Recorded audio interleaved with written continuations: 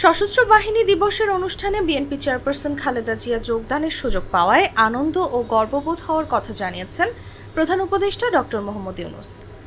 বৃহস্পতিবার বিকেলে সেনাকুঞ্জে দিবসটি উপলক্ষে আয়োজিত অনুষ্ঠানে প্রধান অতিথির বক্তব্যে শুরুতেই তিনি খালেদা জিয়াকে স্বাগত এবং অংশগ্রহণের জন্য ধন্যবাদ জানান। ডক্টর ইউনূস বলেন, খালেদা জিয়া আজ এখানে আমাদের মাঝে উপস্থিত আছেন।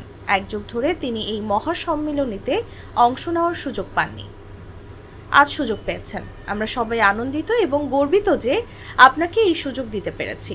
তিনি বলেন, শারীরিক অসুস্থতা সত্ত্বেও এই বিশেষ দিবসে সবার সঙ্গে শরীক হওয়ার জন্য আপনাকে ধন্যবাদ জানাই। এই অনুষ্ঠানে আপনাকে বিশেষভাবে স্বাগত জানাচ্ছি।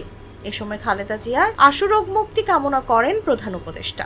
সেনাকুঞ্জের এই অনুষ্ঠানে যোগদানের মধ্য দিয়ে দীর্ঘ অর্ধযুগ পর সশরীরে কোনো কর্মসূচিতে যোগ দিলেন সাবেক এই প্রধানমন্ত্রী।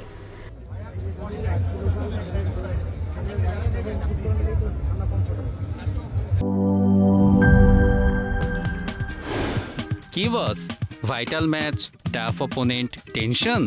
কাম অন ব্রো, অপোনেন্টকে নিয়ে ভাবার সময় আছে। আসল অলরাউন্ডারের কাজই তো হলো যে কোনো টাফ সিচুয়েশনে টিমকে অলরাউন্ড প্রোটেকশন দেওয়া।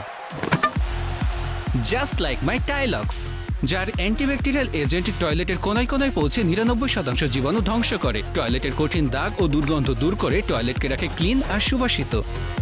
টাইলক্স টয়লেট ক্লিনার, ক্লিন মানেই টাইলক্স।